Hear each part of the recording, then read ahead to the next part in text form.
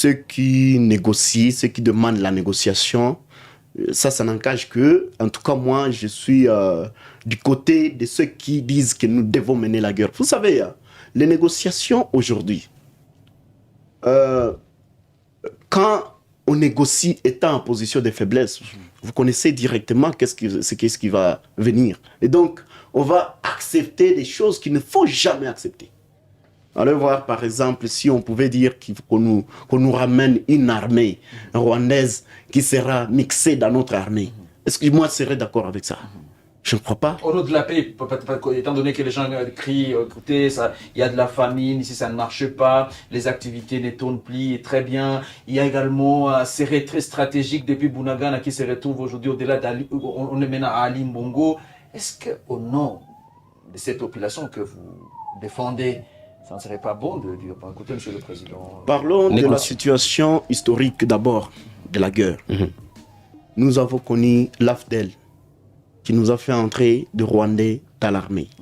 Jusqu'au point qu'un chef d'état-major est un Rwandais. Il est James Kabarebe. Ouais. Il est chef d'état-major au Rwanda et chef d'état-major en République démocratique du Congo.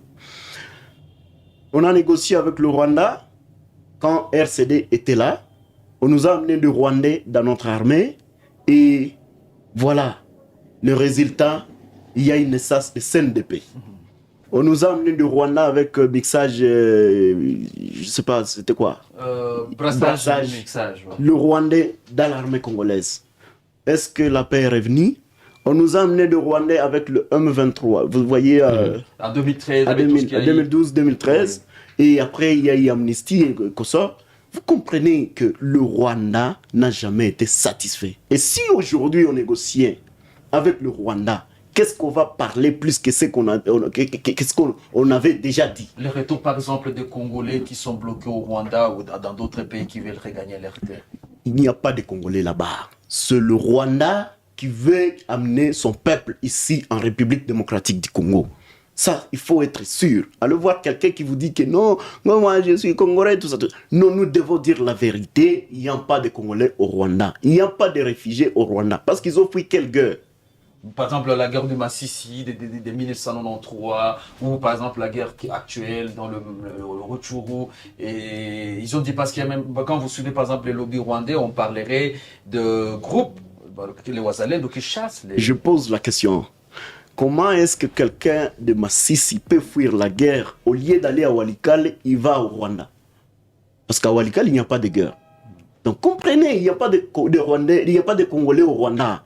Donc Kagame lui-même l'a dit, je crois qu'il était au Bénin, il disait qu'il cherche, il a dit clairement qu'il cherche des terres au Congo, sur le sol congolais. Même parce qu'il est revenu, je crois, sur la subdivision du continent avec la conférence internationale de Berlin, où il a parlé de questions relatives au découpage, territorial qu'il y a des terres rwandaises au Congo. Donc vous partagez également l'idée qu'il y a des terres rwandaises ici chez nous? Non, il n'y a pas de terres rwandaises ici chez nous.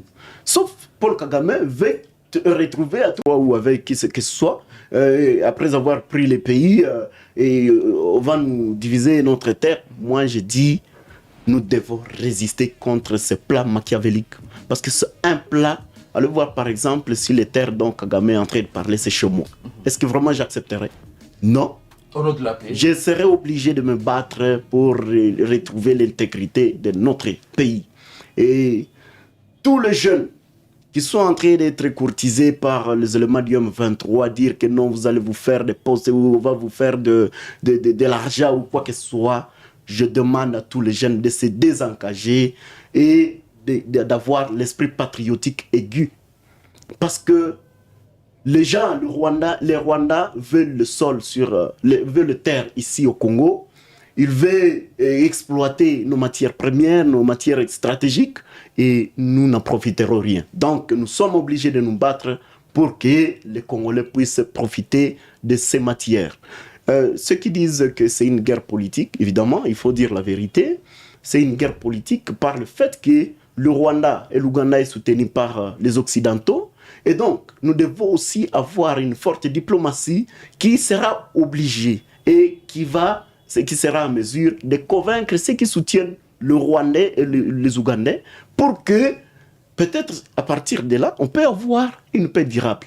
Parce que Si nous dirons que nous nous battrons seulement sans une forte diplomatie, on aura aussi une faiblesse en termes de diplomatie. Donc nous devons être forts en diplomatie et forts sur le terrain en termes de guerre. Je suis convaincu que les jeunes Ouazalendo, nos FRDC, et avec la position ferme du président de la République, nous sommes et nous serons prêts à nous battre. La conviction pour moi, c'est que je sais que nous vaincrons. En tout cas, je sais que nous vaincrons. Nous devons être à la hauteur. Et donc, mon appel à la résistance à la population, à la résistance de la population, c'est quelque chose de grand.